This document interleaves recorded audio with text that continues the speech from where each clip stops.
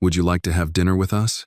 The voice, high and sincere, struck Edward Cole like an unexpected breeze. He looked up, blinking away the last of his thoughts, and found himself staring into the wide, earnest eyes of a little girl. She couldn't have been more than 7 years old. Her cheeks were red from the cold, her jacket bulky and slightly too large, and a small butterfly hair clip perched askew in her tightly braided hair. For a second, Edward didn't respond. Her words had pierced the air like church bells at a funeral, gentle, startling, oddly sacred. Would you like to have dinner with us? The simplicity of the question pressed into him with unexpected force. His chest tightened, a small buried ache waking up without warning. Her eyes didn't waver. Behind her, a woman likely her mother rushed forward, alarm in her movements. She grabbed the girl's shoulder and leaned in, whispering urgently, "Anna, honey, we don't talk to strangers like that, remember?" Edward raised his hand slightly, attempting to ease her concern. "It's all right, no harm done." The woman's eyes met his, wary, protective, but not unkind. She studied him carefully, his well-fitted overcoat, leather gloves, silver-capped cane, and the deep weariness in his eyes. "I'm sorry," she said, straightening up. "She's just friendly." Anna looked up at her mother, confused but unfazed. "But he's alone, Mama." He looked really sad. Edward's breath caught in his throat. There it was again, that unfiltered honesty. It hit harder than anything cruel could have. No pity, no judgment, just observation, soft and devastating. As Edward walked away from that small apartment, something had shifted inside him, a quiet reminder that sometimes family isn't about blood, but about those who see you, truly see you, when the world looks away. And now we want to hear from you. Where are you watching from? And who are you watching with tonight? If this story touched your heart, don't forget to like the video and subscribe to the channel for more stories that celebrate kindness, connection, and the unexpected moments that change everything. He chuckled softly, more from self-defense than humor. Out of the mouths of babes, Anna turned back to him. "So, would you like to have dinner with us?" The mother hesitated, glancing between the two. "We don't have much," she said, her voice now more composed, "but we always have room at the table." Edward blinked, as if adjusting to a light too bright after darkness. "I appreciate that, truly. But I'm not really the type to intrude." Anna tilted her head. "It's not intruding if you're invited." That made him smile. Not the tight, polite smile he wore in boardrooms. A real one, brief and warm like sunlight on snow. "I suppose that's true," he murmured. The woman's name was Millie, and when she saw his reluctance start to shift, she softened further. "It's Thanksgiving. Nobody should eat alone today." Edward glanced down at the sandwich in his hand-cold turkey on rye, unremarkable, impersonal, wrapped in wax paper from a corner bodega. Then he looked at Anna's face again. Her eyes sparkled not with mischief or curiosity, but something deeper, recognition, maybe.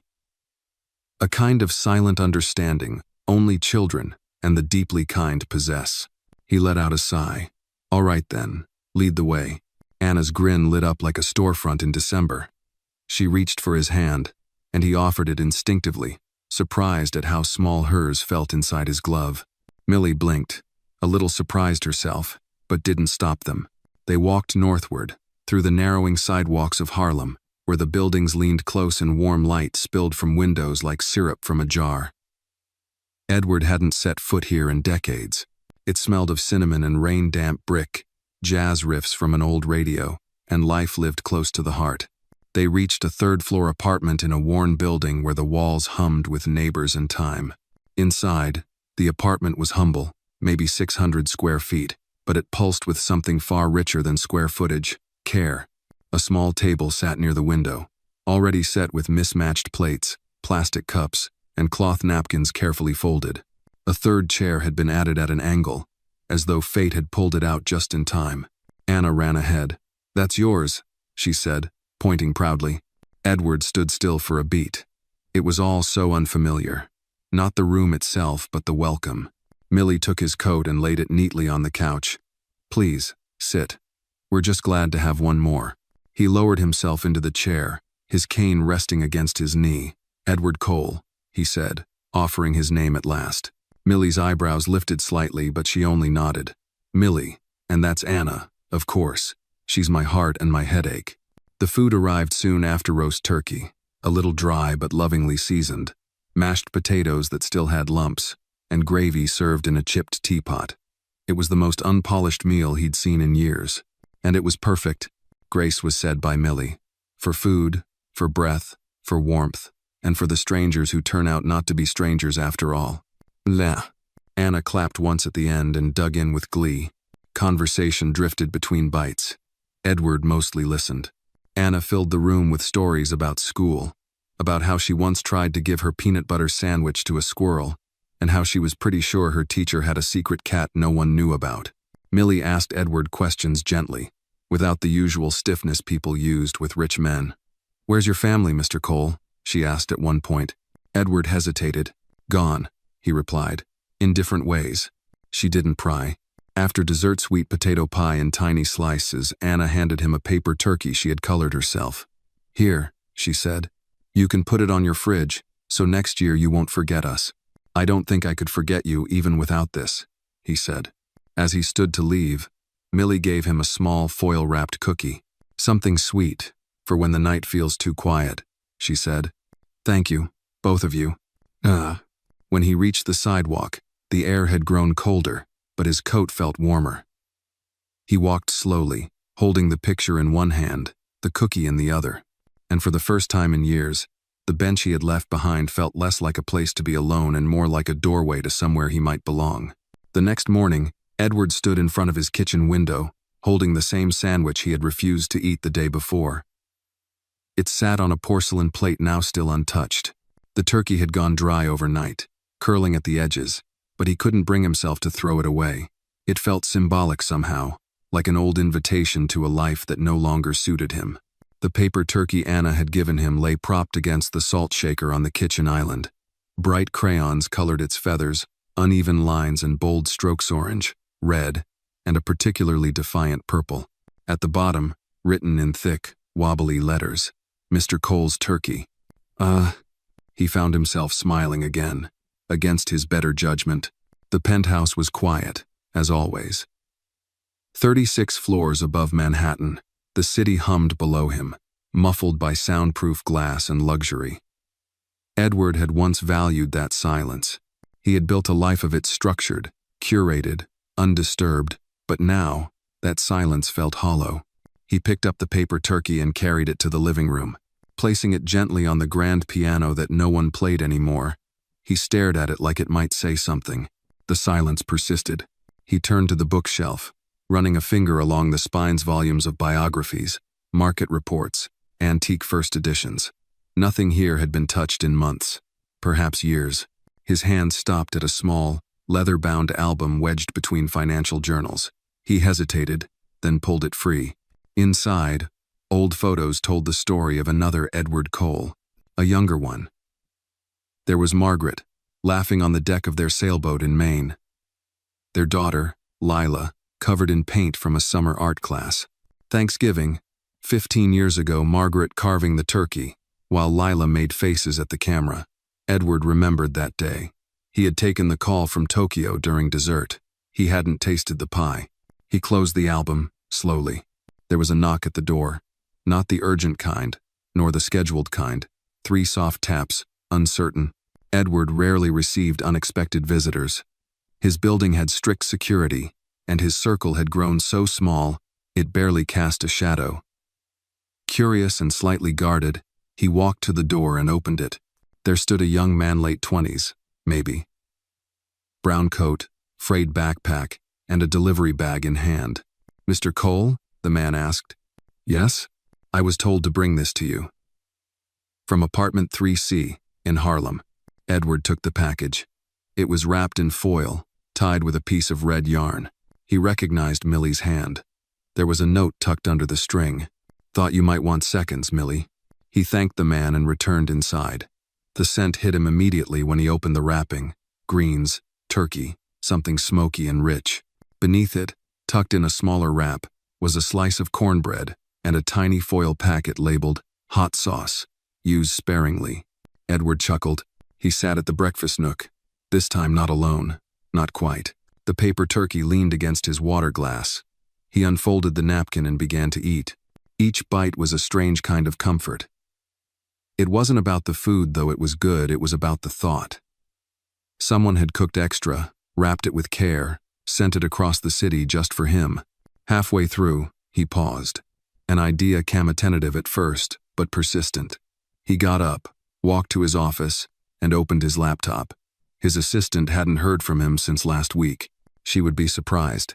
He opened a blank email, typed, deleted, typed again. Subject: volunteer opportunities, near Harlem. He paused, fingers hovering over the keyboard. Then he hit send. That afternoon, Edward found himself walking the sidewalks of Harlem again. He wore a coat too formal for the neighborhood, and shoes that clicked too loudly on the concrete. But he didn't care. He clutched a tote bag filled with donated books, classics, storybooks, a few novels Margaret had loved. He stopped in front of the building he'd visited just the night before, apartment 3C. The door bore a small wreath made of pine cones and ribbon. He lifted his hand, knocked twice. Millie opened the door, eyebrows lifting in surprise. "Mr. Cole," she said, stepping aside. "Back so soon?" "I wasn't sure if seconds meant only food," he replied, holding up the bag. Millie laughed. "Well, now you're just showing off." Anna came running from the kitchen. "Mr. Cole, did you eat the pie? Mama says you're supposed to eat it warm." "I did," he nodded. "It was restorative." Millie ushered him in. The apartment smelled like lemon oil and vanilla. A small radio played soft jazz. On the table sat an unfinished puzzle. Anna's work, clearly, half of it completed with fierce commitment. "I brought these," Edward said, placing the bag of books on the couch. "If you're interested." Millie peeked inside and whistled. "Lord, this is like a library donation." Some of them are sentimental," he admitted. "We'll treat them with care," she promised. Anna rummaged through the titles. "Can you read this one to me?" she asked, holding up Charlotte's Web. Edward blinked. "Now?" Anna nodded eagerly. "We have Coco." He glanced at Millie. She gestured to the armchair with a shrug. Coco and stories are hard to beat. So he sat, and as he began to read, his voice awkward at first but steadying with each page, Edward Cole felt something shift. Not dramatically, not like in the movies, but quietly, the way snow begins to fall, soft, persistent, changing the shape of the world while no one is looking. And just outside the window, unnoticed by all, the first snowflake of the season drifted silently down.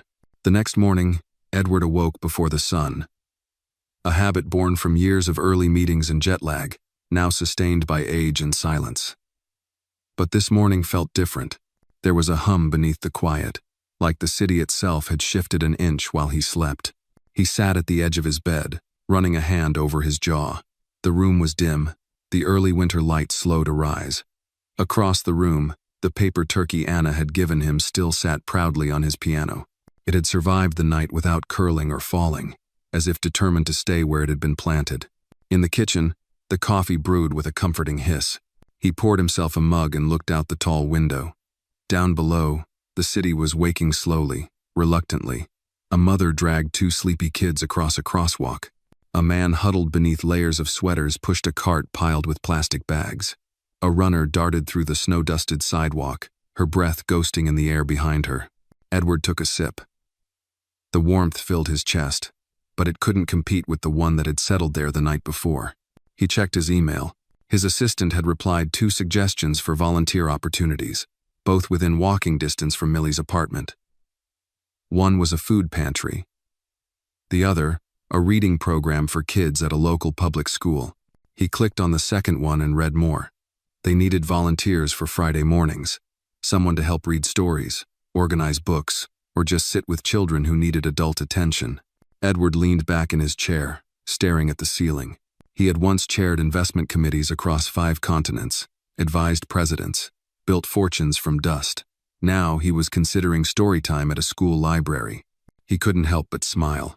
Later that day, he found himself back at 3C, this time holding a small bundle of fresh apples and a jar of honey he'd bought at a local market.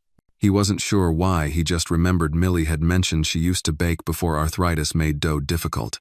Millie answered the door with her reading glasses perched on her nose and a crossword puzzle in hand.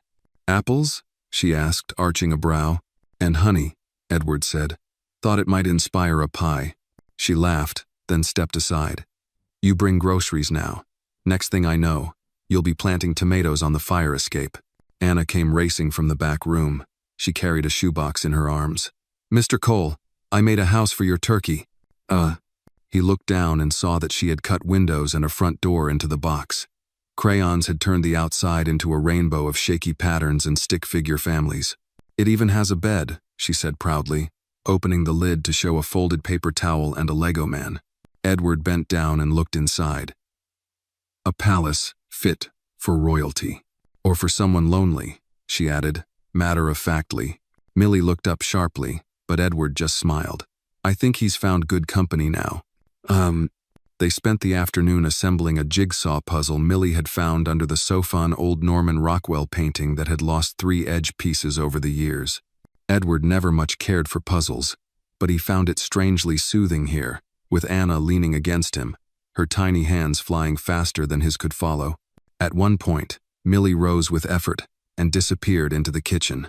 Edward offered to help, but she waved him off. You've done enough damage to my puzzle strategy. Stay put. A few minutes later, she returned carrying 2 small cups. Try this, she said, handing him a glass of what looked like tea but smelled richer spiced, earthy, unfamiliar. Family recipe? He asked.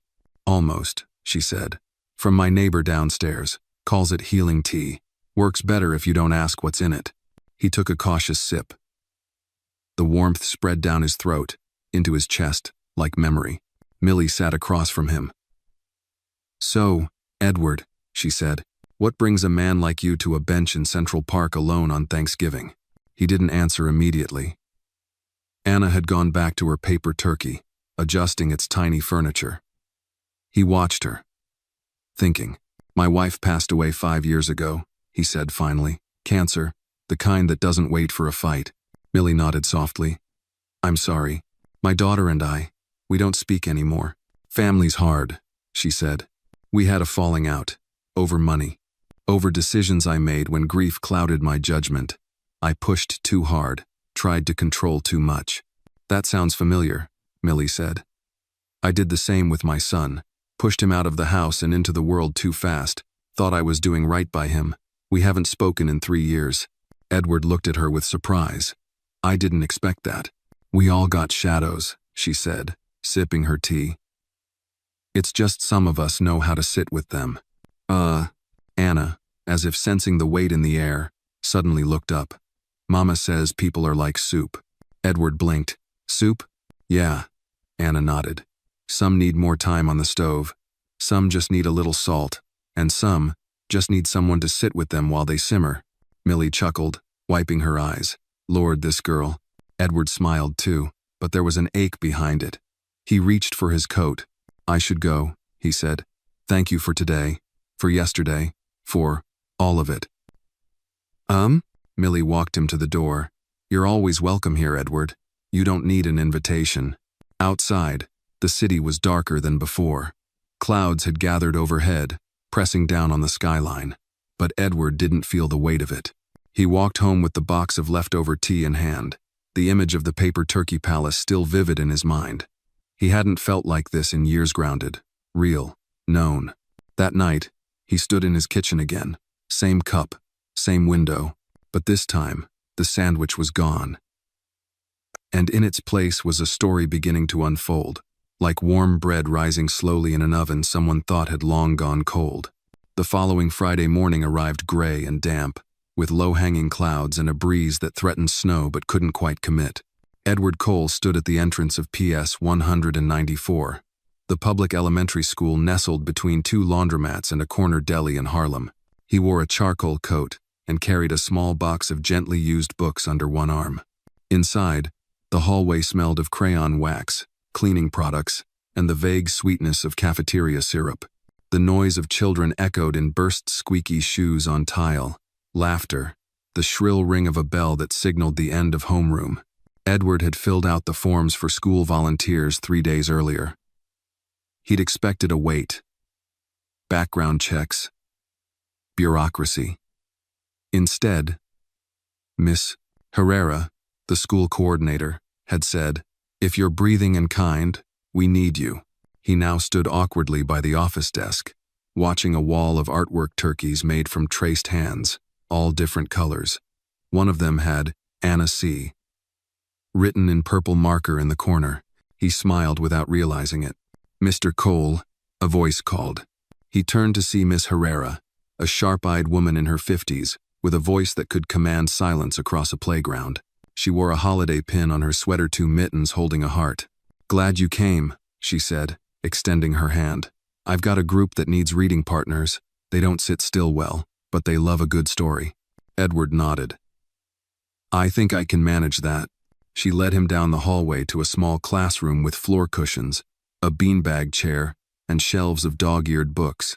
He was introduced to 4 children: Malik, Jaden, Sarah, and Thomas, all fidgety, sharp, full of questions. He sat with them, reading Where the Wild Things Are, trying different voices, even making himself laugh. An hour passed like 10 minutes. As he packed up to leave, Miss Herrera reappeared. "You know," she said, "you've got a good rhythm with them. Most folks give up after the second. Are we done yet?"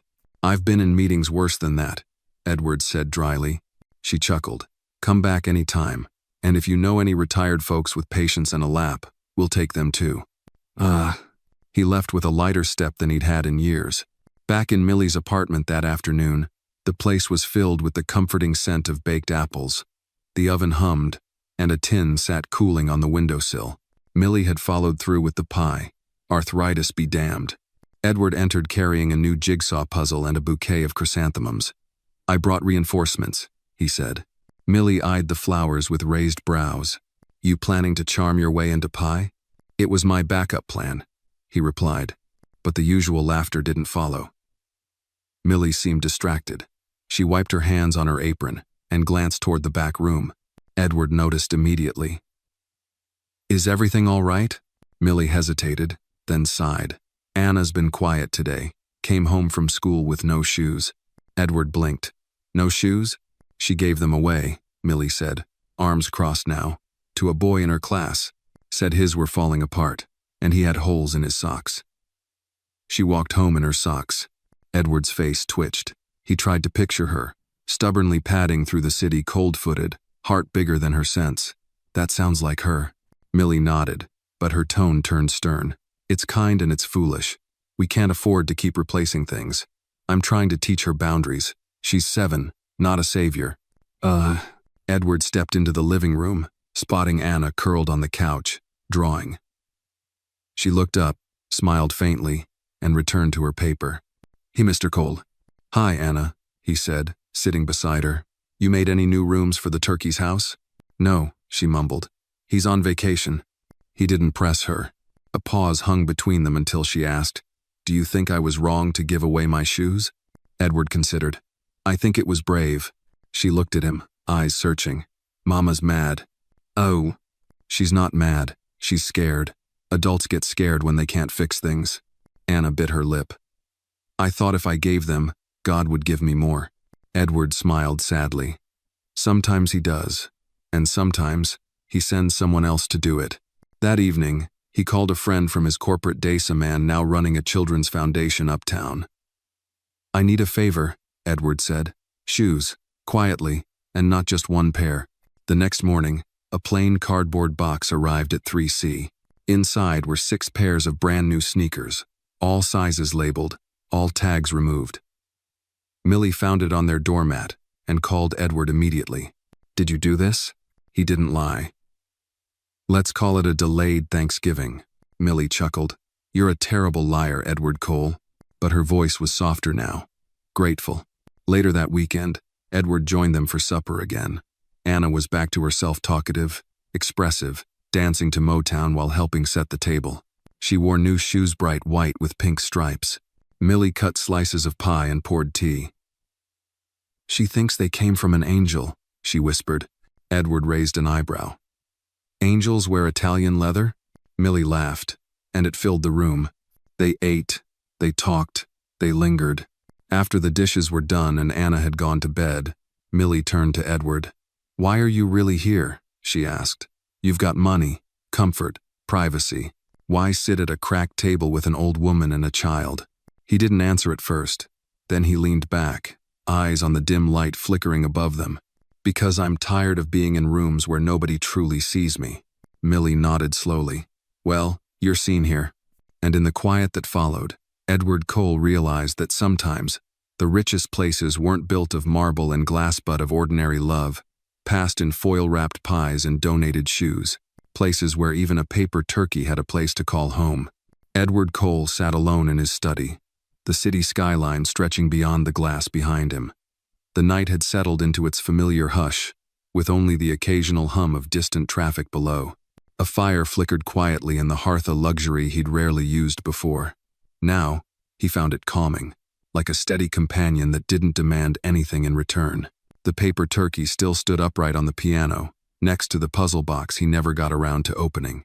In his hand, he held a glass of mulled cider Anna had made for him, and proudly delivered in a mason jar with a label that read, Mr. Cole's Holiday Brew. He took a sip and winced slightly. She'd overdone the cinnamon, but he drank it anyway. On the desk before him was an envelope, yellowed, slightly bent at the corners. The handwriting on the front read, Lila Cole. It was dated 4 years ago. He hadn't mailed it.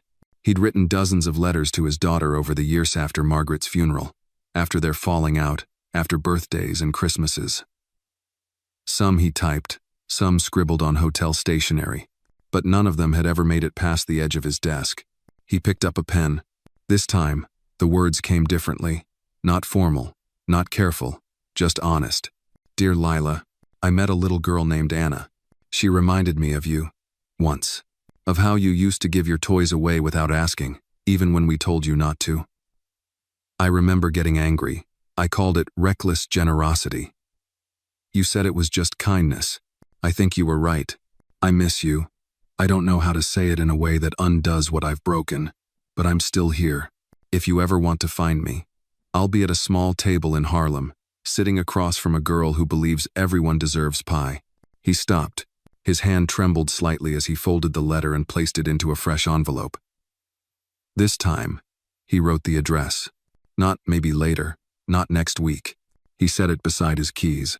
The next morning, he returned to PS 194 with a new box of books, this time accompanied by a bag of paperbacks he thought the kids might actually enjoy: dog stories, space adventures, and 2 copies of Charlotte's Web, just in case one got ruined. He read aloud in the school library for almost an hour. The kids were getting used to him. They no longer stared at his suit or whispered behind his back. Malik even climbed onto his lap mid-story, chewing on the sleeve of his jacket like it was completely normal. Afterward, Miss Herrera pulled him aside. Mr. Cole, can I ask you something personal? Edward raised an eyebrow. That depends on how personal. She smiled, folding her arms. Why do you keep coming back? He considered the question. Then he said, because this is the first place in a long time where I feel like what I say matters. She didn't reply right away, just nodded. Well, it does. Outside, snow had begun to fall in light flurries. The sidewalks turned slick, speckled with boot prints and tire slush. Edward pulled up his collar and started toward the subway, something he hadn't done in years. He didn't mind the crowd today. The noise didn't bother him. In fact, he liked it. At Millie's apartment later that evening, he arrived with groceries, including a rare treat: 2 small cuts of lamb and a jar of mint jelly. Millie widened her eyes when she saw them. Where do you think we live, Buckingham Palace? She teased. You once said you hadn't had lamb in 15 years, he replied. It felt like time. Anna squealed with excitement. Can I help cook? You can help not burn the kitchen down, Millie said dryly, though she smiled as she said it. As they cooked, Edward told them stories, not business stories, but childhood ones. Of how he'd once tried to sell lemonade during a blizzard. Of how he broke his arm jumping from a garage roof to impress a girl. Of how he'd always wanted a dog, but his father said pets were distractions. Anna listened with wide eyes. You need a dog now. I think I might, Edward said. After dinner, as they cleared the plates, Anna leaned in and whispered, Do you think your daughter likes pie? Edward paused. I hope so, because if she ever comes, I'll save her the big piece. He felt something catch in his throat. That night, as he prepared to leave, Millie handed him a tin box wrapped in a red scarf. "Apple spice muffins," she said. "Anna made the batter. I handled the heat." "Dangerous combination," he teased. Millie stepped closer, hair tone soft. "You're changing, Edward." "I don't feel like I am," he admitted. "That's how it happens," she replied. "You don't feel it, but everyone else sees it." He held the box, unsure what to say, so he nodded. And then he left. On the subway ride home, he clutched the tin in one hand and the envelope to Lila in the other. Snow fell harder now, but the car was warm, and someone nearby was humming a gospel tune under their breath. Edward leaned back, closed his eyes, and for the first time in years, allowed himself to hope. Hope that forgiveness was still possible. That maybe, just maybe, an old man with regrets could write a new chapter. Not just for himself, but for the people still waiting for him to show up. He would mail the letter tomorrow, and then he would come back, same time, same place, because someone had saved him a seat at the table. And because sometimes, the greatest second chances come wrapped in muffins, children's drawings, and paper turkeys.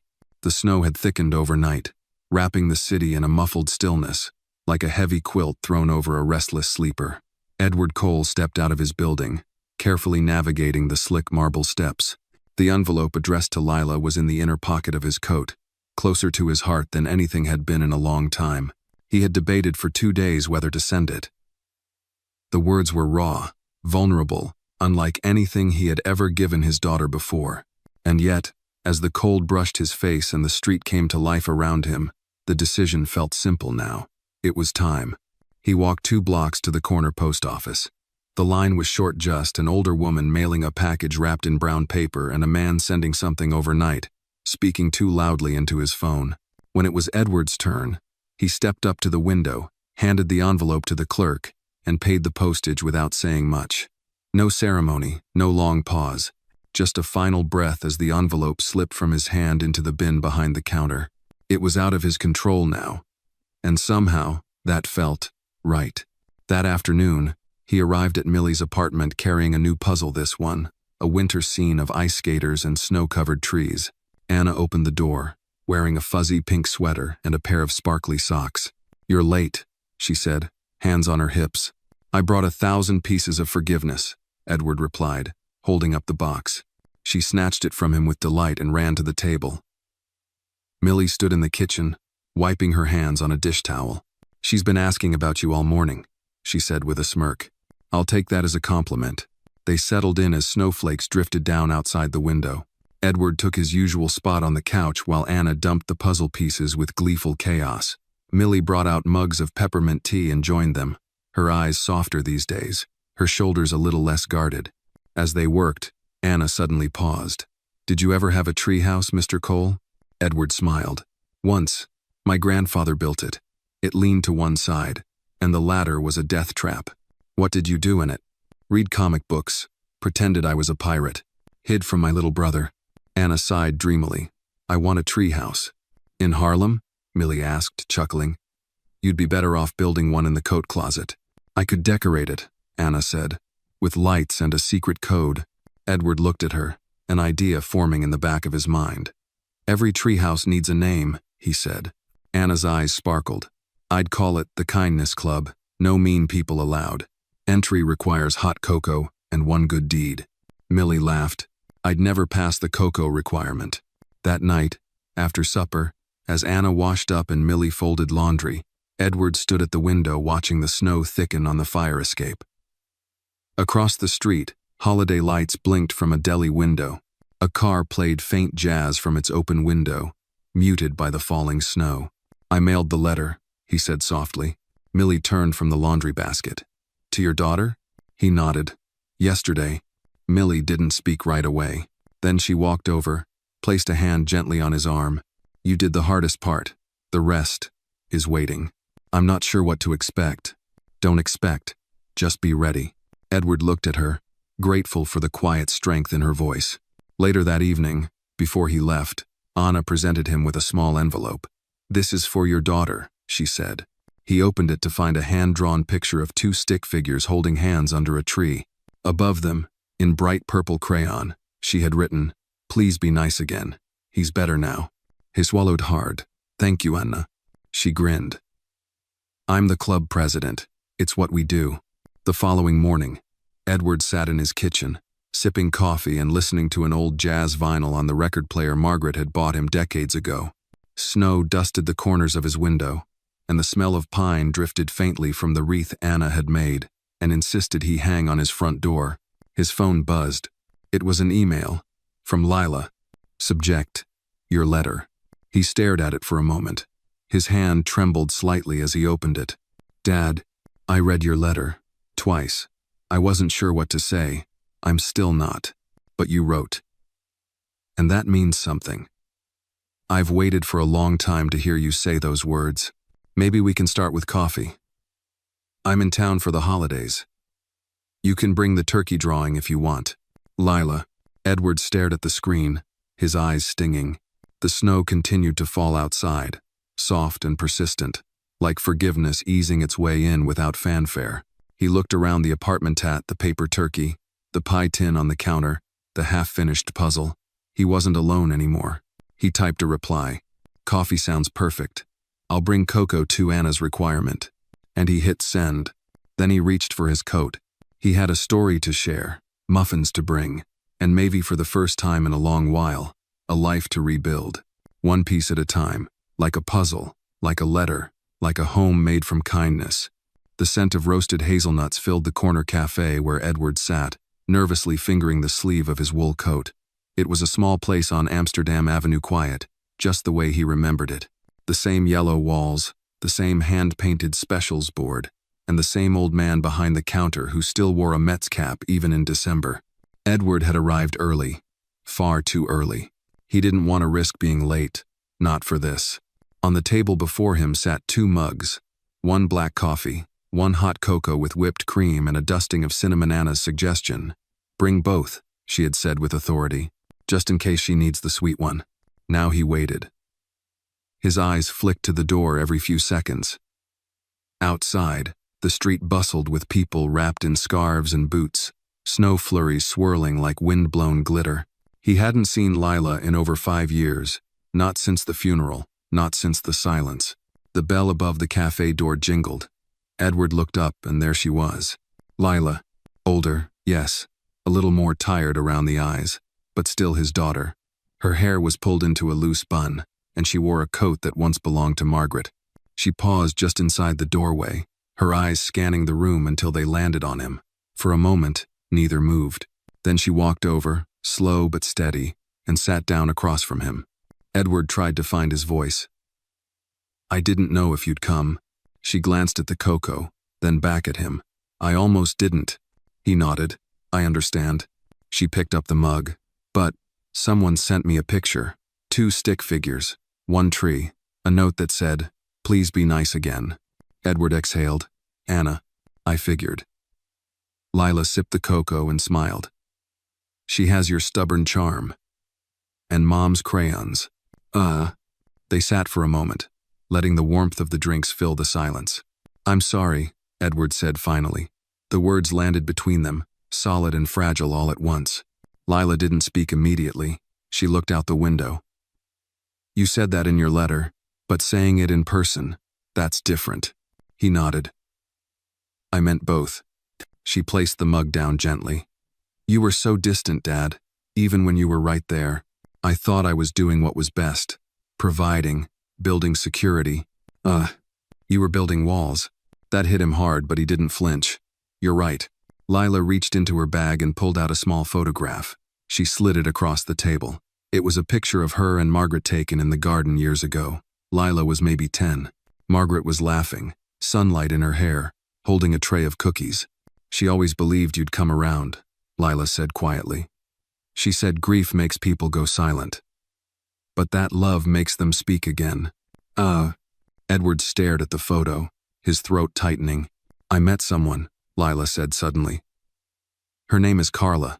We've been together 3 years. He looked up, surprised. I didn't know. You never asked? I want to now. She studied his face, perhaps searching for cracks in the armor. We're thinking about adopting a little boy. He's 4. Edward's eyes softened. I'd like to meet him, both of you, if you'd let me. Leela sat back, considering. I'm not promising anything more than this coffee, she said. Not yet. I'm not asking for more than that, Edward replied. Just a beginning. A smile tugged at the corner of her mouth. Then your lucky Anna made me bring this cocoa. They finished their drinks slowly, filling the air with cautious conversation. Lila told him about her job nonprofit work, food insecurity projects. He told her about reading at PS 194, how Anna declared herself president of the Kindness Club, and how Millie's pie had healed more than one type of hunger. When they stood to leave, the sky had turned the color of pewter. Outside, the wind had picked up, tossing flurries sideways. Walk with me? Lila asked. I'd like that. They walked in silence at first, step by step, across streets that used to divide them.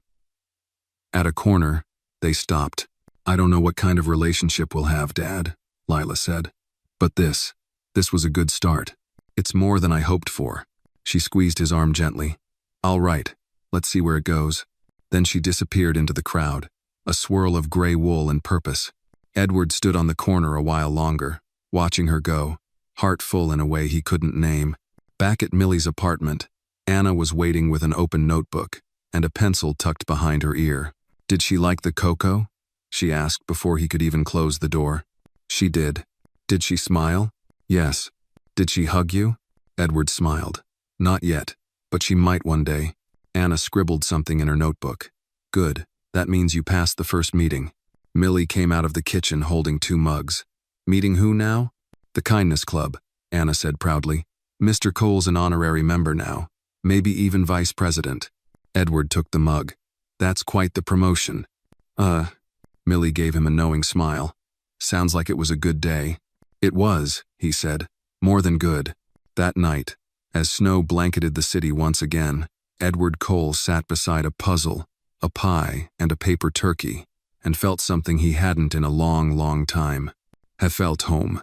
The following week passed in a quiet rhythm that Edward found comforting. Mornings at the school library with Malik and Jaden, afternoons with Anna and Millie piecing together snowy puzzles, and the occasional email from Lila brief. Careful, but consistent. Their words were still finding each other after so many years apart, like boats drifting back toward the same harbor. On Friday, Edward arrived at apartment 3C with a surprise. Tucked under his arm was a manila envelope, and in his hand, a box wrapped with tartan ribbon. Anna was the first to greet him, bouncing in mismatched socks. You're late, she declared, then paused when she saw the box. Is that for me? It depends, Edward said with a grin. Have you been promoting kindness, honesty, and the strategic placement of puzzle pieces this week? She nodded vigorously. And I gave my sandwich to a boy who forgot his lunch. Then yes, he said, handing her the box. She tore it open to reveal a set of handmade stationery, colorful paper, matching envelopes, and a fountain pen with her initials AC engraved in gold. Her eyes went wide. Now you can start your own mail club, Edward said. Anna beamed. I'm going to write everyone in the building, even Mrs. Gonzalez, even though she always smells like pickles. Millie stepped into the living room, drying her hands on a kitchen towel. You spoil her. She spoils me first, Edward replied. He held up the manila envelope and handed it to Millie. She opened it, unfolding an invitation printed on thick cream cardstock. Elegant script read, You are cordially invited to a winter celebration at the Harlem Community Center, hosted by PS 194 and the Kindness Club. Saturday, the 16th of December at 3 p.m., featuring cocoa, music, stories, and community warmth. Millie read it twice. You did this? Edward shrugged. The school had the space. Anna had the idea. I just helped connect the dots.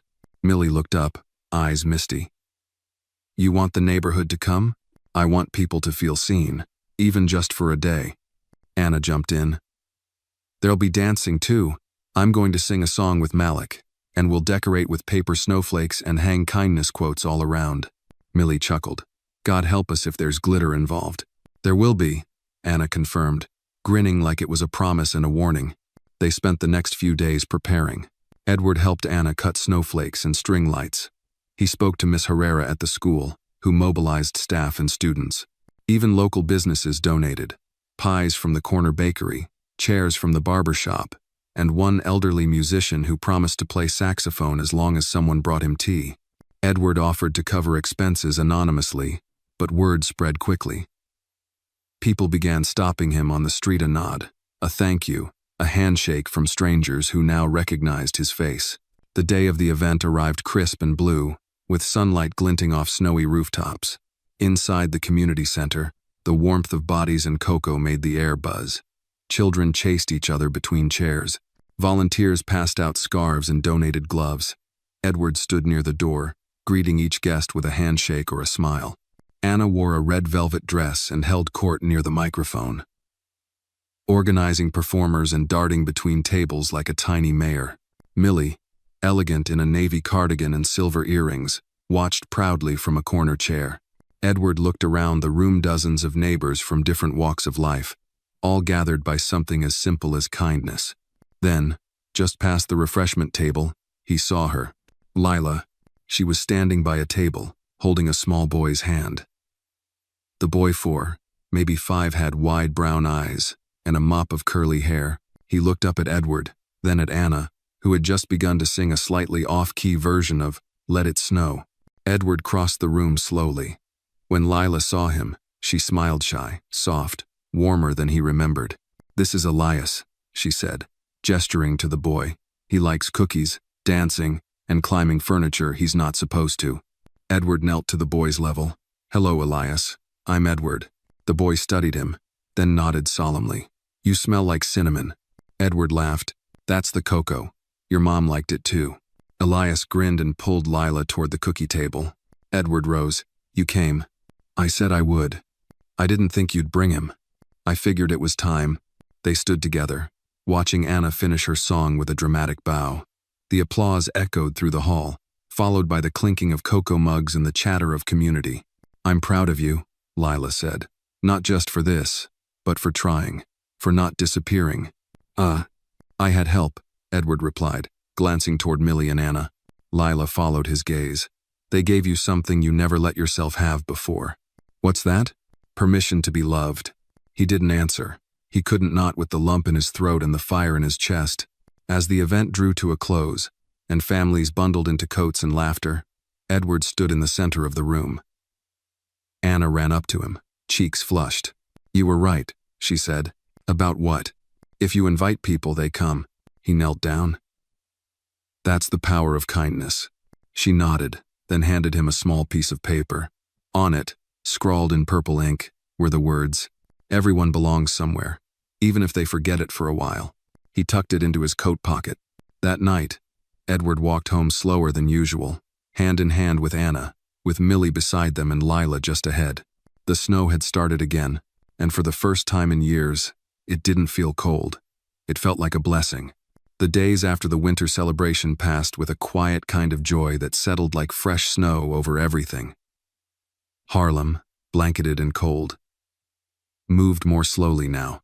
The streets crackled under boots, the air smelled of pine, and windows lit up early with the golden hush of December. Edward found himself seeking out the comfort of routine, his visits to 3C, storytime at PS 194, emails from Lila with photos of Elias covered in flour after trying to bake cookies. Each thread, small and tender, weaving him back into the fabric of a life he had once let fray.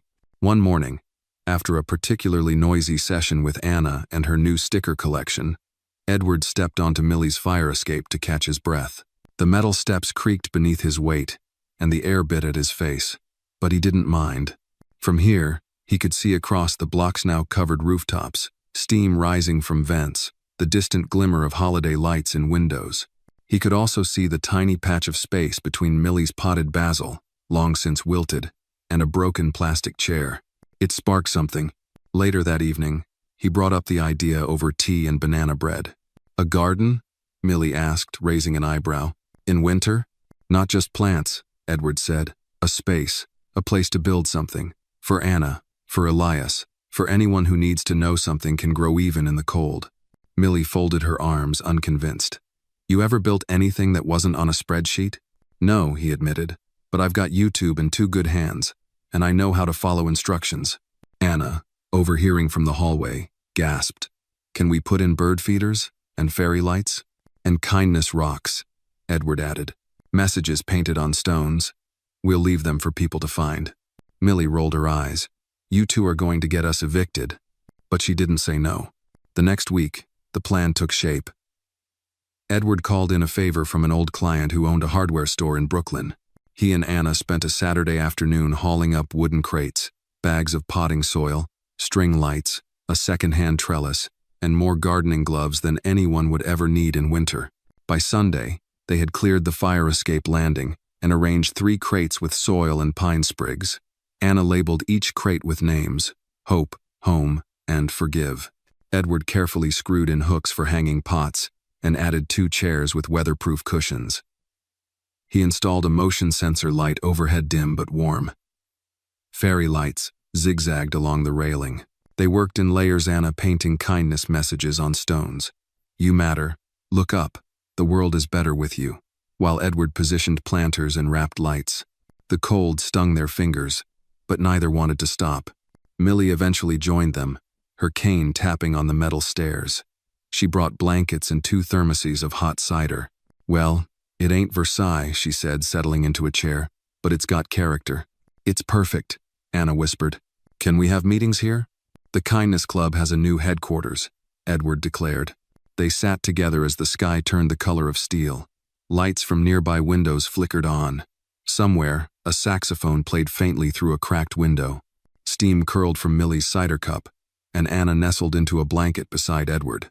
"This is the first thing I've built in years," he murmured. "You built more than this," Millie said quietly. "You just didn't use wood and nails." They sat a while longer, watching the neighborhood breathe. No one spoke much. They didn't have to. The next morning, Edward woke early. He brewed coffee, wrapped himself in a thick coat, and walked the 5 blocks to the post office. Another envelope in his pocket, this one addressed to Carla and Elias. Inside, a note written in Edward's now familiar careful script.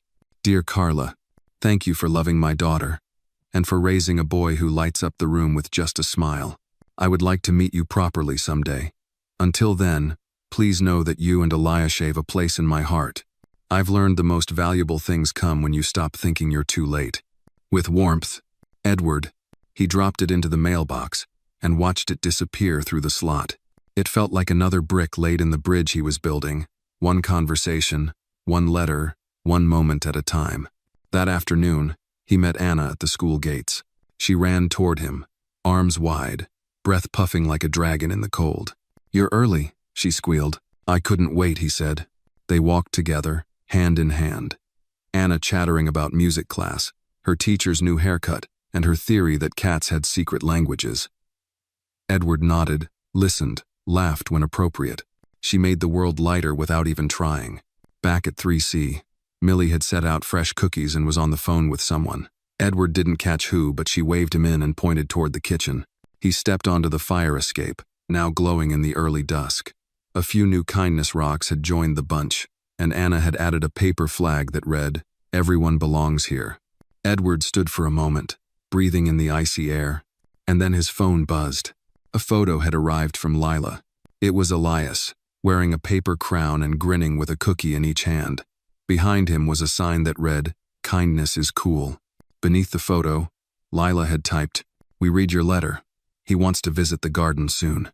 Edward smiled, the kind of smile that creases your whole face. He turned toward the city, lights blinking to life one window at a time. A garden on a fire escape, a paper turkey on a piano, a club with no membership fee, just love, forgiveness, and cocoa, and the certainty that even the coldest winters carry seeds of spring. The wind had shifted by Thursday, brushing down from the north with the sharp promise of snow. But even with the biting cold, the fire escape garden behind apartment 3C held its own kind of warmth. The pine sprigs had frozen slightly, their tips kissed with frost, and the fairy lights blinked steadily, unfazed by the weather. Edward arrived that morning with a new thermos of Millie's cider and a small radio tucked under his arm. Anna met him at the door, already wrapped in her winter coat, a scarf nearly swallowing her chin. "I brought music," he announced. "Jazz or jingle bells?" she asked, eyeing him suspiciously. "Ella Fitzgerald," he replied with a grin. "The Queen herself." She nodded approvingly. and led the way. Out on the fire escape, Edward set the radio down, twisting the dial until a warm voice crackled through, soft horns drifting over the city air. They sat together under a shared blanket, watching flakes begin to tumble from the gray sky. Anna passed him a small, handwritten, Kindness Club to-do list, with only one item underlined in red: invite Elias. I think he'd like the pine needles, she said, and the blanket fort. We'll make sure he has a chair, Edward replied. Around noon, a knock came at the door. It was a gentle tefezitant, not urgent. Millie opened it with her usual caution, but her face softened the instant she saw who it was. Lila, and beside her, bundled in a green puffer coat with a hood like a turtle shell, was Elias. We came by, Lila said simply. He couldn't wait any longer. Edward rose from the table inside, heart jumping in a way he hadn't expected. He stepped into the hallway, wiping his hands on a dish towel. Welcome back, he said, eyes on his grandson. Elias stared up at him, then around at the hallway, then finally asked, Is there cocoa? Anna darted from behind the couch. I made a special batch. And just like that, the house filled with the rhythm of welcome. Elias was shy at first, clinging to Lila's leg and refusing to let go of his toy dinosaur. But Anna had a way of melting silence. Within 15 minutes, she had roped him into a game of Find the Kindness Rocks, dragging him onto the fire escape, where he immediately declared the garden magical. Edward stood just behind them, watching the two children crawl under the trellis and build what appeared to be a pretend bakery with leaves and pine cones. He's more talkative when he feels safe, Lila said softly, joining Edward. He's got a good teacher. She smiled, watching her son play. It's strange, you know, coming back here. It's like the version of you I needed finally grew up. Edward didn't flinch. He nodded, his voice quiet. I think I did. Too late for some things, but not everything. They stood in the cold, neither moving to go inside. Lila looked down at her gloved hands. Mom would have liked this, she said. She would have run the entire Kindness Club, Edward replied, with charts and bake sales. Lila laughed, and it was a sound that loosened something deep in Edward's chest. Inside, Millie called out, Lunch is warm if y'all plan on freezing yourselves to death out there. They returned indoors to find the table set for 5. Grilled cheese sandwiches, tomato soup, and a basket of warm cornbread waited at the center. The radio still played quietly, and the windows were fogged from the warmth inside meeting the chill outside. Elias took the seat beside Edward. For a moment, they sat in silence, the boy chewing thoughtfully. Then, mid-sip of his cocoa, he asked, Do grandpas always build gardens in the sky? Edward looked at him and smiled. Only the lucky ones. The rest of the afternoon passed in that same gentle rhythm. Lila helped Millie with the dishes. Anna and Elias disappeared into their secret corner behind the couch, re-emerging occasionally with new club rules. Edward simply sat, listening, watching, allowing himself to feel full in a way he hadn't in decades. Later, as Lila zipped up Elias's coat and thanked Millie for the meal, she turned to Edward. We're free next Saturday, she said. Elias wants to show you his toy train set. Edward blinked. I'd love that. She hesitated for a moment, then leaned in and hugged him. It was brief, but it was real. When the door closed behind them, Anna whispered to Millie, I think he's going to cry. I think he already did, Millie replied gently. Edward stood at the window for a long time, watching the mother and son disappear into the snow. He held a mug in his hand, half full, still warm. He thought about how much could change in a season. A girl offering dinner to a stranger, a letter that finally got sent, a boy in a green coat asking about sky gardens. He turned back to the room puzzle pieces on the table, fire escape lights twinkling outside, and laughter echoing from the kitchen, and he knew, without question, that something precious had begun. Not just a reunion, but a life reawakened. The following Saturday dawned under a fresh coat of snow, thick, quiet, and heavy with the kind of stillness that made Harlem look like a page from a storybook. Edward Cole stood at his window, sipping black coffee, watching the street below slowly come to life under the hush of morning. Today was the day he would visit Lila and Elias. He had rehearsed it in his head a dozen times. He'd knock on their door, how Elias would show him the train set, how he'd offer to help build a new track or just sit beside the boy while it ran in circles. But more than anything, he had no script. and that, surprisingly, made him feel ready. He arrived at their brownstone just after 10. Lila opened the door in a chunky knit sweater, her hair pulled back, smile tired but warm. "We just finished pancakes," she said. "You're in time for the syrup cleanup." Elias peeked around her leg, eyes wide. "I saved you the corner piece," he whispered, as if it were a top-secret treasure. Edward stepped inside, the familiar scent of maple and cinnamon surrounding him. Their apartment was modest, sunlit, and filled with the soft clutter of a life in motion books, scattered crayons, a forgotten sock under the coffee table. "Train's in the living room," Elias said, grabbing Edward's hand without hesitation. "But don't step on the bridge. It's under construction." The train set spanned almost half the room, wooden tracks curling around chair legs, through empty cereal boxes made into tunnels, and under a blanket draped like a mountain. Edward crouched down carefully, his knees protesting, and watched as Elias expertly launched the little red engine down the slope. Lila watched from the kitchen, her eyes flickering between her father and her son. "So," she called out, "we're trying something new today. Church, just the community kind. A few songs, some food after. You up for that?" Edward turned toward her, surprised. "You still go?" "Off and on. Elias likes the music. And the food."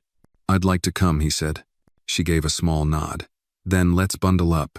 An hour later, they arrived at a small storefront church on the corner of 135th and Malcolm X Boulevard. Inside, the space was warm, the chairs mismatched, and the walls lined with handwritten posters. "You belong here. Mercy is a verb, and grace has no deadline." Edward took a seat between Elias and Lila. The pastor, a middle-aged woman in a scarf that shimmered like winter sky, stepped up and greeted everyone with the ease of a neighbor. The music began: guitar, tambourine, voices rising in harmony. Elias clapped in rhythm, bouncing in his seat. Edward sat still for a moment, unsure, then slowly let his shoulders relax. The words weren't about rules or punishment. They were about warmth, about choosing to show up, even after everything. During the reflection, the pastor spoke of second chances, not just for people, but for places, relationships, old dreams. "Sometimes grace doesn't knock," she said. "Sometimes it just opens the door and waits." Edward felt his throat tighten. After the service, tables were set up with homemade food: mac and cheese, fried chicken, sweet potatoes, cornbread wrapped in napkins. Edward stood beside Lila as they filled plates. "That was nice," he said quietly. "I thought you might like it," she replied. "There's a rhythm to it." He nodded, like a train track. Back at their apartment, Elias fell asleep, mid-story, sprawled across Edward's lap with a book still open to a picture of a giraffe in a winter hat. Lila returned from the kitchen with 2 mugs of tea and sat across from him. "I'm glad you came," she said. "So am I." They sat in silence for a few minutes, the only sound the ticking of the wall clock and Elias's soft breathing. "I used to think we had too much history to fix," Lila said finally. "Too many silences, too many missed birthdays." Edward looked down at his grandson, his hand still resting lightly on the boy's back. "I think history isn't just what we remember," he said. "It's what we're still writing." Lila smiled. "Then let's keep the pen moving." He stayed until sunset, walking home slowly through the soft snow, his boots leaving neat prints behind. As he neared Millie's building, he looked up and saw the fire escape glowing again, lights twinkling like a constellation above the city. Anna was out there, wrapped in a blanket, reading to her stuffed bear. She looked down and waved. "You missed the snow angels." "I'll make one tomorrow," he called back. "You promise?" He smiled. "I do." Inside, Millie was already preparing tea. "How'd it go?" she asked. Edward sank into the chair by the window, exhaling deeply. "It went better than I hoped." She set a mug in front of him. That's the kind of sentence that deserves a toast. They raised their cups, the warmth between them unspoken but understood. And in that quiet Harlem apartment, with the snow whispering outside and the city breathing gently around them, Edward Cole knew something rare and powerful. He was no longer watching life pass by from the window. He was in it, and he wasn't leaving. The week after his visit with Lila and Elias passed like a song on low-volume quiet, steady, full of grace notes. Edward found himself moving differently through the world, slower in his steps, more deliberate with his words. Harlem, wrapped in its winter coat, seemed gentler too. On Wednesday afternoon, he stopped by the bank on 125th Street. The air inside was overly warm, a stale blend of processed heat and perfume. Edward took his place in the short line, holding a small envelope of holiday checks he'd written for the school library and a donation to the community center. These small gestures, these humble deposits into the world, had become his new ritual. Ahead of him in line stood an elderly woman, thin frame, pressed coat, silver hair tucked neatly under a navy beret. She clutched her purse tightly with gloved hands and kept glancing at the teller window nervously. As the line moved, Edward noticed the growing tension between her and the young man behind the counter. His voice was firm, clipped. Hers was barely audible. "I'm sorry, ma'am," the teller said louder now. "You need 2 forms of ID to cash this check." 2. Only have my senior card and my Medicaid letter," she stammered. "That's not sufficient. I've been coming to this bank since it was a shoe store," she said softly. "My pension comes here every month. I don't make the rules." There was a pause. Then the teller sighed heavily and reached for the check. "I'm going to have to reject this transaction. Please step aside." The woman's shoulders collapsed, and she looked around, as if the walls might open to swallow her. No one moved. A few people glanced at their phones. Others stared ahead, uncomfortable. Edward stepped forward. "Excuse me," he said. "May I speak with the branch manager?" The teller blinked. "Sir, this isn't your transaction." "No, but it's happening in front of me. That makes it my concern." The young man's jaw tensed. He disappeared into the back. Moments later, a woman in a gray pantsuit emerged, her expression polite but distant. "I'm Miss Howell. How can I help?" Edward gestured to the elderly woman, who now stood off to the side, clutching her purse like a shield. "This lady is trying to cash a check. She says she receives her pension here monthly." "Are you really going to turn her away over a second ID she probably doesn't have?" Miss Howell folded her arms. "We have federal compliance standards. I understand, but you also have discretion, and dignity, and a community watching." Miss Howell hesitated, her eyes scanning Edward's face. Something there, the calmness, maybe the certainty, gave her pause. She turned to the woman. "Ma'am, do you have a utility bill or any mail with your name and address?" "2 have my church bulletin," she said, fumbling through her purse, "with my name on the back." "That'll do," Miss Howell said, surprising everyone, including the teller. 10 minutes later, the woman walked out with her check cashed, a receipt in hand, and tears welling in her eyes. Outside, she turned to Edward. "Thank you," she said, her voice quivering. "No one ever stands up like that anymore." Edward shook his head. "Everyone deserves respect, especially when they've earned it." She reached into her bag and pulled out a small wrapped candy. "You're a good man, Mr. Cole," he replied. "Edward Cole." She placed the candy in his hand. "Well, Mr. Cole, may your kindness come back to you tenfold." He watched her disappear into the crowd, her steps surer now, her head a little higher. Back inside the bank, the manager gave him a tight smile. "You always stand up for strangers?" "Not always," he said, "but I'm working on it." That evening, back at apartment 3C, Edward recounted the story over tea. Millie listened, her brow raised. "You know, you probably scared that teller half to death." "I wasn't rude. You were assertive. That's a fancy word for you didn't let it slide." "Should I have?" "No," she said, smiling. "Not for a second." Anna, who had been quietly drawing nearby, chimed in. "Can I write about that in the Kindness Club newsletter?" Edward looked surprised. "There's a newsletter?" "Of course. I'm the editor. You're the headline. Mr. Cole saves the day at the bank." He chuckled. "That might be exaggerating." "Not to her," Anna said seriously. "Or to me." "Ah." He looked at her, her curls bouncing as she scribbled in her notepad, and felt a warmth rise in his chest. Not the kind of warmth that came from tea or blankets, but something deeper earned, trusted, lasting. Later that night, as he sat on the fire escape beneath a wool blanket, watching the city glimmer below, Edward pulled the small candy from his coat pocket. He unwrapped it slowly, placed it on his tongue, and let the sweetness melt there. It tasted like winter and redemption. The final week of December came wrapped in silver skies and the hush of snow-covered sidewalks. Harlem moved at half speed, as if the whole city were exhaling together, slowing down for the holidays, for reflection, for rest. Edward Cole had always found Christmas difficult. Since Margaret's passing, it had become something he tiptoed around, avoiding crowded stores, turning off holiday songs, pretending not to notice the lights in every window. But this year, the ache felt different. Not gone, just softer. As if someone had turned down the volume on grief and turned up something else. On Christmas Eve morning, Edward arrived at 3C with a wrapped package and a tin of ginger snaps. Anna met him at the door wearing a Santa hat 2 sizes too big, which slipped over her eyes as she tackled him in a hug. "You came," she shouted. "I always come," Edward said with a smile, steadying her. "Santa's got nothing on me." Inside, Millie was stirring something fragrant on the stove. "He's early," she said, not looking up. "He's family," Anna replied confidently, tossing her hat onto the couch and dragging Edward toward the tree. It was modest, just over 4 feet, set in the corner with a string of popcorn and paper stars. A cardboard angel sat crookedly on top, and the floor beneath was scattered with wrapped packages, all labeled in Anna's bold, looping handwriting. But what caught Edward's eye wasn't the tree. It was the piano. He hadn't noticed it before, tucked near the window, half covered by books and old photo frames.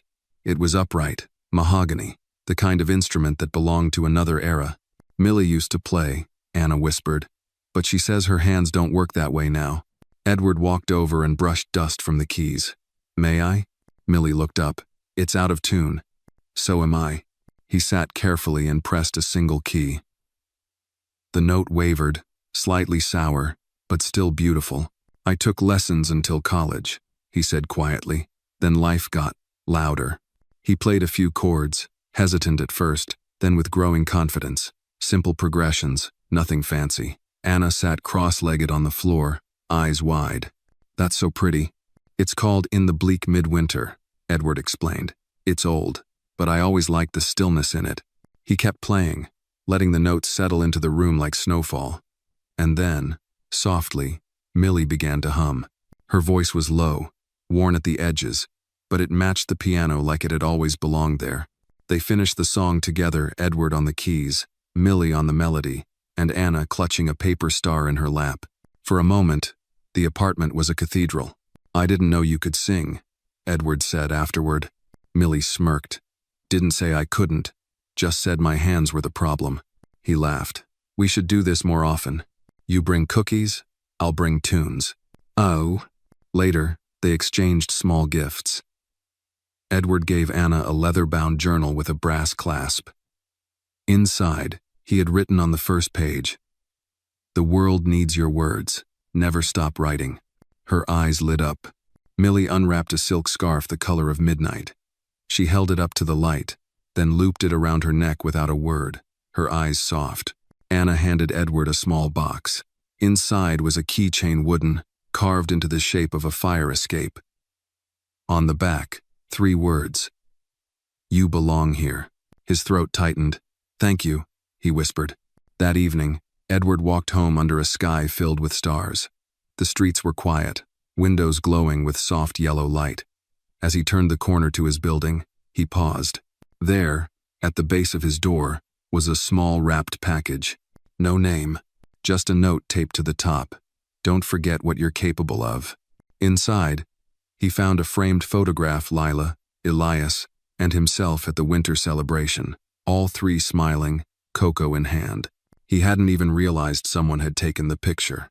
He stood there for a long moment, holding the frame against his chest. The next day, Christmas morning, he returned to 3C with a new idea. "I want to teach piano lessons," he told Millie. "Here, for anyone who wants them." Millie raised an eyebrow. "You sure about that?" He nodded. "I want to fill this room with music." Anna clapped. "Can I be first?" "You already are," he said. They spent the day playing carols, baking cookies, and calling neighbors to spread the word. By sundown, 3 families had signed up, including the twins from down the hall and a shy 6th grader named Marcus whose mother worked double shifts. As darkness fell, Edward stepped onto the fire escape garden. The lights blinked softly. A new kindness rock had been added. He picked it up and read, Some hearts bloom again in winter. He placed it beside the others and sat down, breathing in the cold, grateful for its bite. And in that moment, surrounded by music, memory, and the quiet power of chosen family, Edward Cole knew something deeply true. Home wasn't a place. It was a chair beside a piano, a voice humming beside you, a girl who writes stars into everything. It was right here, and this time, he would not let it go. January settled into Harlem like a quiet prayer. The city had shed its holiday sparkle, returning to its gray coat of ordinary days. But inside apartment 3C, something continued to glow. Edward's piano lessons had started with just 3 students, but word had spread quietly, like a secret passed between hands. Soon, every Thursday and Saturday afternoon, the apartment filled with the sounds of hesitant notes, giggles, and occasional moments of musical magic. Anna, of course, was the most enthusiastic student. She had learned "Twinkle, Twinkle, Little Star" within the first week, and was now determined to master Beethoven, though she still mixed up C and G most of the time. Millie, meanwhile, had taken to humming along while folding laundry or stirring stew. It was unspoken, but each session seemed to breathe something new into the apartment's walls. Edward, for the first time in years, felt needed in a way that wasn't transactional. The kind of need that nourished, not drained. But with all this light, came the shadows too.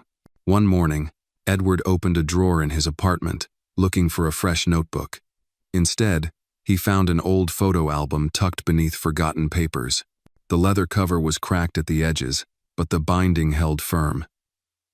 Inside were memories, some he had chased, others he had run from. And there she was, Margaret, smiling from beneath her wide-brimmed sun hat, standing in front of a field of golden flowers. Her eyes, the same soft brown as Lila's. Her laugh, frozen in time, practically audible between the pages. Edward sat down slowly, the album open on his lap. A wave of feeling crept in, sharp, sweet, aching. He turned each page with care. Their wedding day, a snowy Christmas in Vermont, Lila's first birthday, and a beach trip where they had built a sandcastle so grand a stranger had taken a photo. He hadn't looked at these photos in nearly a decade, not since the day Lila had said, "You keep walking through grief like it's your only home." He had slammed the album shut that day, but now he let it stay open. That afternoon, he carried the album to apartment 3C. Anna was at the piano, plunking out the melody to "Lean on Me" with fierce determination. Millie was in her armchair, knitting something vaguely resembling a scarf. "Got something to show you," Edward said, holding up the album. Anna hopped off the bench. "Is that you when you had hair?" He laughed. "Yes, and your grandmother too." They gathered around the table, flipping through the pages. Edward told stories he had kept tucked away about Margaret's habit of singing to the plants, how she burned toast but made perfect pies, and how she could never remember where she parked the car but always knew when someone needed kindness. She once invited a lost tourist to Thanksgiving dinner, Edward said. Didn't even know his name. Just sat him beside Lila and said, "You need cranberry sauce more than we do." Millie chuckled. "She sounds like someone who ran the world without making noise." "She did," Edward said softly. Anna looked up. "Do you miss her?" "Every day," he answered. "But some days, I remember her without hurting." They paused, letting that truth settle like fresh snow. Later, Anna asked if they could keep the album on the bookshelf. "She's part of the club now," she said. "The Kindness Club." Edward nodded. "She always was." The next morning, Edward received a letter in the mail. It was handwritten, the envelope lined in soft blue. It was from Lila. "Dad, I've been thinking about Margaret a lot lately. Elias asked about her the other night, saw a photo and said she looked like a queen. I told him she was. A quiet one, with a crown of cinnamon rolls and second chances. He asked if we could visit her someday. I didn't know what to say. Would you go with us? I think it's time. Love, Lila." Edward read the letter twice, then a third time. He folded it gently and placed it in the breast pocket of his coat. 3 days later, he stood at Margaret's grave with Lila and Elias beside him. The cemetery was silent, the wind brushing through bare trees. Anna had insisted they bring a kindness rock. Edward had picked one that read, "You are remembered in every kind word we speak." They laid it at the base of the headstone. Elias whispered, "Hi, Grandma." Edward closed his eyes, resting his hand on the cool marble. "Hi, love." They stood together in stillness, 3 generations bound by memory, by forgiveness, by something holy and human. That night, Edward returned to Harlem with something lighter in his chest. He climbed the stairs to 3C and found Anna asleep on the couch, a music book on her lap. Millie looked up. "Good day?" He nodded. "The best kind, one where you let go and hold on at the same time." She poured him a cup of tea. "That's the balance, isn't it?" He sat beside her, the warmth of the apartment seeping into his bones. And as the piano sat quietly in the corner, waiting for the next song, Edward realized he no longer walked through grief like it was his only home. Now, he had other rooms to visit, other songs to play, other hands to hold, and always, a chair beside the piano. February crept in with icy wind and clear skies. The snow had hardened on the sidewalks, and children walked carefully, their backpacks bouncing with each step. Edward Cole stood just outside PS 194, tugging his scarf a little tighter, his breath puffing in the air like clouds. Anna had invited him to something very important at school, insisting he dress nicely. "No sweaters with holes, okay? And bring a notebook." He smiled at the memory. She had grown bolder since the holidays, her confidence blooming like crocuses under snow. The Kindness Club had a bulletin board now, and Anna had been elected their chair of encouragement. Edward had joked it sounded like a throne. She replied, "It is." Inside the school's small auditorium, folding chairs had been arranged in rows. Posters with bright colors and crooked letters lined the walls. "One act of kindness can change a life. We all belong, and be the reason someone smiles today." Edward took a seat near the back and opened his notebook. The room slowly filled with parents, teachers, and a handful of bored teenagers. On the makeshift stage, the principal, a warm-eyed woman named Miss Jordan, stepped up to the microphone. "Welcome, everyone," she began. "Today's assembly is about community, compassion, and the voices of our youngest leaders. You're going to hear stories, poems, and a few surprises. Let them move you." The audience clapped politely. Edward leaned forward. First came a poem by a 3rd grader about his grandmother's soup. Then a pair of twins performed a short skit about sharing. A boy in a wheelchair read a letter he'd written to his future self. The room stayed quiet, respectful. Then Miss Jordan called, "Anna Brown, from Class 4B. Edward's heart skipped. Anna walked up slowly, a paper gripped tightly in her hands. She adjusted the microphone, cleared her throat, and smiled. "Hi, my name is Anna. I'm the chair of encouragement." Soft laughter rippled through the room. "I want to tell you about someone I met this year. He's not a student or a teacher. He lives in our building and knows how to play piano and fix broken chairs and give the best hugs." Edward blinked. "He used to be very quiet," Anna continued, "like someone who forgot what it was like to laugh. But then he started talking to people. And he helped my mom when she was worried. And he made a garden in the sky." The room was utterly silent. "I call him my friend, but I think he's also my hero, because he reminds me that no one is ever too old to change, or too sad to help someone smile." Her voice wavered slightly, but she kept going. "He tells me stories and plays songs and never makes me feel small. He makes me feel important." She looked toward the back row. "Mr. Cole, thank you for saying yes when I asked if you wanted to eat dinner with us. That changed everything." A pause. "Would you play something for us?" Edward's heart thundered. He hadn't expected this, but Anna was watching him, her eyes wide and hopeful. He stood slowly, aware of every gaze. Miss Jordan motioned to a small upright piano beside the stage. It was old, a little dusty, but it would do. He sat down, flexed his fingers, and began to play. It was "What a Wonderful World," soft, familiar, full of breath and memory. As the melody filled the room, people leaned in. Some closed their eyes. Some held hands. Anna stood beside the piano, swaying slightly. When he finished, the room erupted in applause, not wild, but warm, sincere. Miss Jordan stepped up again. "Mr. Cole, thank you. That was beautiful." Music reaches where words can't. Edward returned to his seat, cheeks flushed. Anna slid in beside him and squeezed his hand. "You didn't cry," she whispered. "Not yet," he replied, voice low. "But give it time." After the assembly, several parents approached Himoni asking if he gave lessons, another thanking him for the song. A teacher asked if he would consider playing for their spring concert. By the time he and Anna walked home, the sun had begun to dip, casting long gold shadows across the snow. "That was brave," Edward said. Anna grinned. "You're the one who played in front of the whole school." "No, I meant your speech." She shrugged. "I meant every word." He stopped walking. "I needed to hear that, Anna." She looked up at him, eyes shining. "Sometimes the grown-ups need encouragement too." That evening, back at 3C, Millie served hot chocolate and cracked open a tin of her assembly celebration cookies, which were just her usual oatmeal batch but renamed for the occasion. "You two were the talk of the day," she said. "Got a voicemail from the building manager asking if the music guy could perform at their next tenant meeting." Edward chuckled. "Should I charge a fee?" "Charge cookies." That night, as he stepped out onto the fire escape garden, the city hummed around him. Lights twinkled, sirens wailed far off, and the sky above was clear and deep. He pulled the kindness rock from his coat pocket, had brought it to the school assembly but hadn't needed it. It read, "Courage is choosing to show up." He placed it beside the others.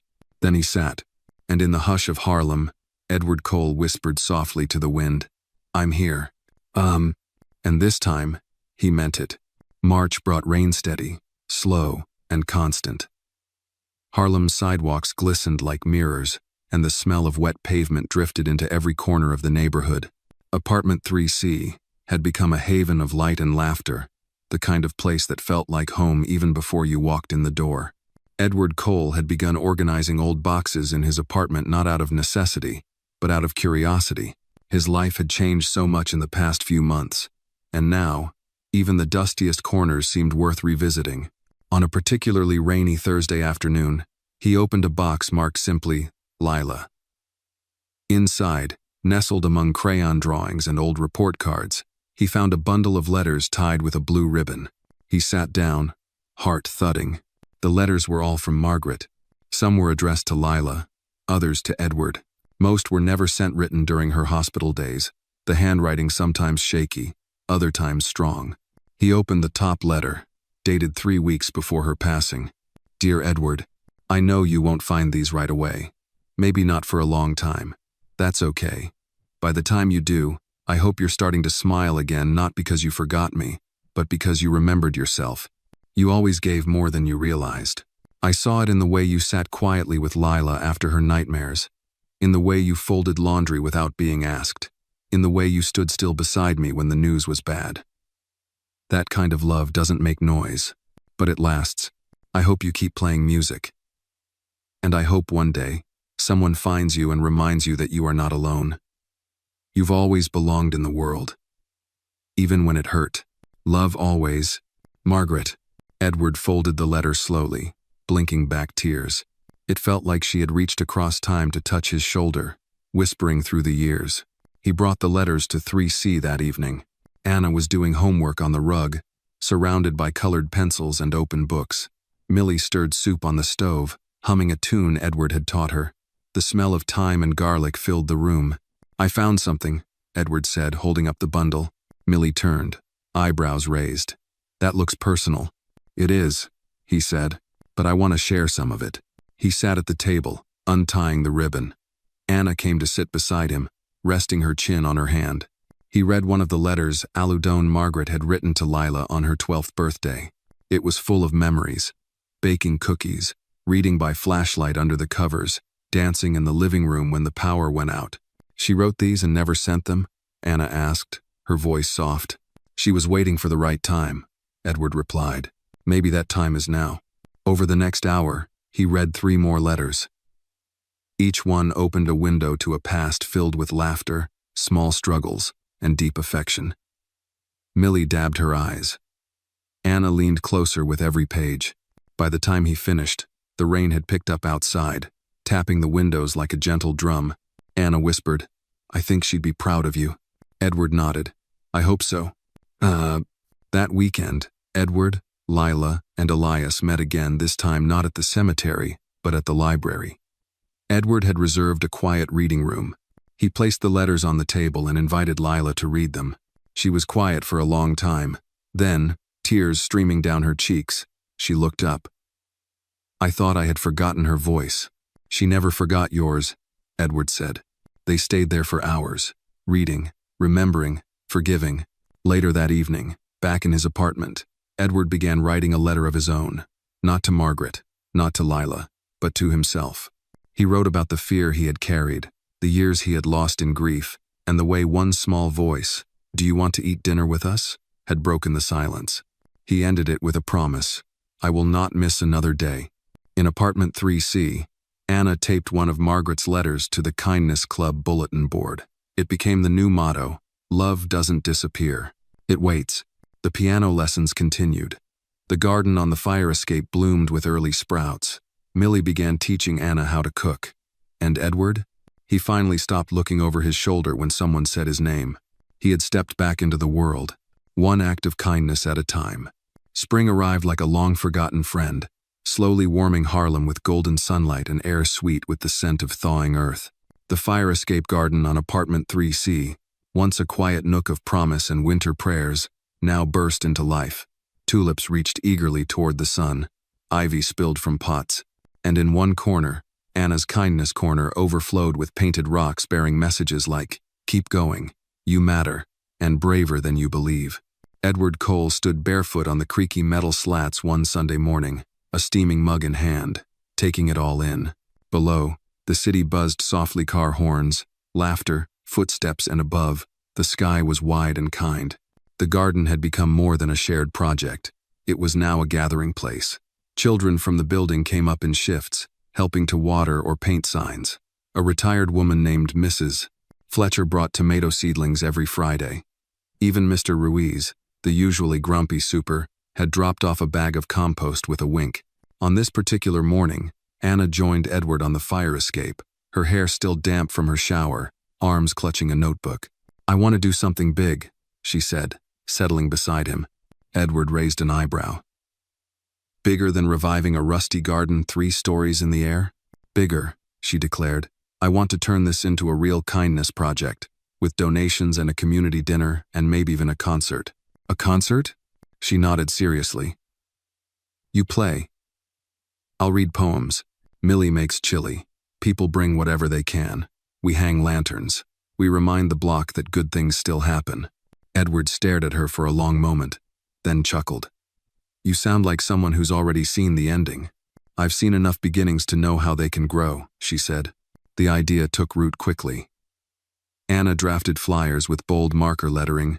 Bloom Night, a garden of kindness, Saturday, the 22nd of April. All are welcome. She and Edward went door to door with them, climbing stairs, talking to neighbors Edward had only nodded at for years.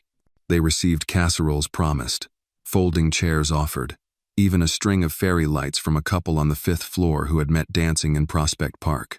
Millie offered her chili recipe, but only if someone else chops the onions, and insisted they serve lemonade, not soda. This is about spirit, not sugar, she said. Elias made handprint art for the welcome sign. Even Lila agreed to come, bringing a stack of her own books to give away. Stories about healing, courage, and people finding their way back to each other. The week before Bloom Night, Edward spent hours at the piano, his fingers regaining strength and confidence. He played old hymns, jazz standards, even a few compositions he'd never dared to finish. Each note echoed off the walls of apartment 3C and carried across the open windows like a message. He wrote a short speech, too nothing dramatic. Just a few words about belonging, about being seen. The night arrived warm and breezy. The fire escape was strung with paper lanterns. The garden glowed. Tables lined the hallway just inside, filled with dishes wrapped in foil, baked breads, bowls of salad. Music drifted from the piano, soft and inviting. Neighbors came slowly at first, then all at once. Children darted between tables. Elders settled into chairs with paper plates on their laps. A teenager named Miles played the saxophone on the stairs while Millie passed around tiny cups of lemonade, calling everyone darling like a cafe owner. Anna stood up when it was time. Welcome to Bloom Night, she shouted, arms raised like a conductor. This started as just a garden. But now it's something more. It's a reminder. She paused, then lifted a kindness rock high above her head. This says hope lives here, and it does, in every one of you. The applause was thunderous. Then Edward stepped forward. He didn't say much, just enough. I used to think kindness was something you gave to others, he said. Now I know. It's something that grows inside you too. Thank you for letting me grow with you. He sat at the piano and played What a Wonderful World. Midway through, Anna joined him with her poem, reading over the notes. This is the sound of remembering. This is the smell of second chances. This is what happens when strangers become neighbors, and neighbors become family. When they finished, the block erupted into cheers. People hugged. Some wept. Others just stood still, letting the moment hold them. As the night wound down and stars blinked above Harlem, Edward sat again on the fire escape. The lanterns still glowed. Laughter floated in from inside. Anna rested her head on his shoulder. You did it, she said. No, he whispered. We did. And in the garden they had built with kindness, music, and courage, something extraordinary had blossomed. Not just flowers, but a life, a legacy, a love that had been waiting all along. Home, at last. May arrived with a hint of summer in its breath, and the fire escape garden, once a scrappy collection of hopeful sprouts, now thrived in full bloom. Lavender leaned into the breeze, tomatoes ripened on the vine, and bees hummed like tiny musicians tuning up for a concert. The Bloom Night celebration had left behind more than photographs and memories. It had planted something deeper, a shared rhythm among neighbors, a recognition of each other's presence. Edward Cole felt it in the way people greeted him on the street, now not with curiosity, but familiarity. He was no longer just the man on the third floor with the quiet past. He was Mr. Cole, the one who played piano, the one who spoke up at the bank, the one who said yes to dinner with a little girl who dared to ask. He had found a new purpose. But something else stirred in him too, a restlessness, not the kind that came from dissatisfaction, but the kind that whispers when the world starts asking for more. He'd noticed it in Lila's voice when she spoke about her students and their needs, in Elias's questions about the wider world, in Anna's drawings, which had grown larger and bolder sketches of parks and stages and maps with stars where gardens could grow. One evening, Edward sat alone in the community room of their building, flipping through his old notebooks. Many pages were filled now, songs half-written, lessons outlined, ideas scribbled during late-night musings. Then he found a blank page, and he wrote a question. What next? He stared at the words. Then came a knock. It was Millie, carrying a tray of tea and ginger biscuits. Thought you might need a nudge. He smiled. Always do. She set the tray down and looked at the page. Planning your next act? Something like that. You've done good here, Edward. I know, he said. But I feel like there's more. Not in a greedy way. In a called way. Millie sipped her tea. Maybe it's time to stop asking if you belong and start asking where else you're needed. That night, Edward lay awake, the sounds of Harlem comforting and constant, a siren in the distance, a baby crying, laughter echoing from an open window. His heart beat in time with the city. The next morning, he met with Lila and Anna in the park. Elias was chasing pigeons nearby, shouting joyful nonsense. Edward cleared his throat. I've been thinking about taking the garden project further. Anna looked up, wide-eyed. You mean more fire escapes? Maybe community lots, school rooftops, music programs in neighborhoods that don't have them, workshops for seniors, something that spreads what we've grown here. Lila beamed. You're talking about a foundation. Edward shrugged. Maybe. I don't know what to call it yet. I just know it's time. Anna grinned. We can call it the Kindness Project. He chuckled. That's a pretty good start. Over the next few weeks, they began laying groundwork. Edward reconnected with an old friend from his nonprofit days. Lila helped with paperwork. Millie called in favors from church friends. Anna, of course, designed the Lagoa heart cradling a garden, with music notes rising from the soil. Word spread quickly. A high school offered their auditorium for an opening fundraiser. A local radio host invited Edward for an interview. A jazz quartet volunteered to play alongside Edward for the event. And then, just days before the concert, Edward received a letter. It was from the daughter of the elderly woman he'd helped at the bank months earlier. Dear Mr. Cole, my mother passed away last week, peacefully, in her sleep. Among her things, we found a receipt from the day you stood up for her, tucked inside a book of Psalms. She had written beside it, "This is what dignity feels like." I just wanted you to know that moment mattered. To her, to us. Thank you. Valerie Mitchell. Edward read the letter aloud at 3C. No one spoke for a long while. Anna broke the silence. That's the kind of forever thing people write songs about. He nodded. I think we already have. The day of the concert arrived warm and clear. The auditorium filled slowly at first, then all at once neighbors, teachers, students, strangers drawn by something invisible but powerful. Edward stood backstage, straightening his tie. He felt calm. The kind of calm that comes after a long storm. He looked over at Anna, dressed in a simple yellow dress, clutching a small notebook. You ready? He asked. She nodded. Let's plant something big tonight. And so they did. Edward took the stage, sat at the piano, and let his fingers speak. The jazz quartet followed, the rhythms layered and alive. Anna read her poems. Lila introduced the foundation officially, her voice steady with purpose. Millie sang an old hymn. Even Elias tapped a tambourine. It was more than a performance.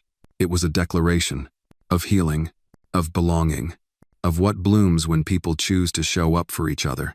That night, as the last note faded and the crowd rose in applause, Edward looked out into the sea of faces and saw not just his past or his present but his future. And for the first time in years, he didn't wonder what came next. He was already living it. The morning after the concert dawned quiet, as if the city itself had paused to exhale.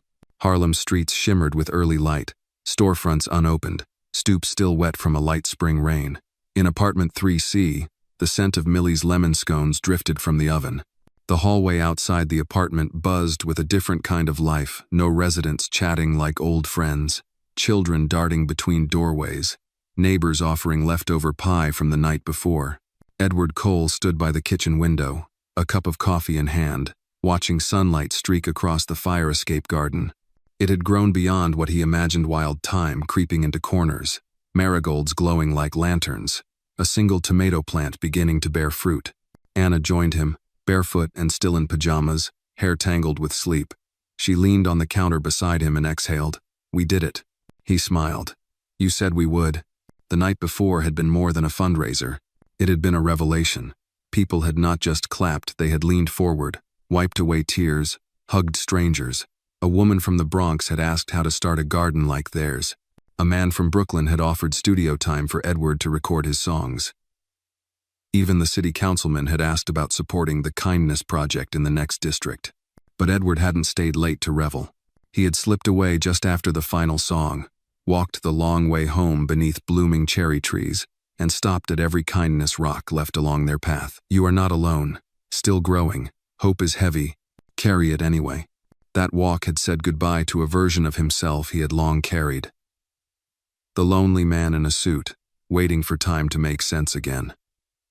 He no longer needed to wait. In the afternoon, Lila arrived with Elias and a scrapbook Anna's idea. They gathered in the living room, flipping through photos of Bloom Night, fire escape renovations, old piano recitals, and flyers from the early days of the Kindness Club. Elias pointed at a picture of Edward holding a watering can. Grandpa, why do you look scared in this one? Everyone laughed.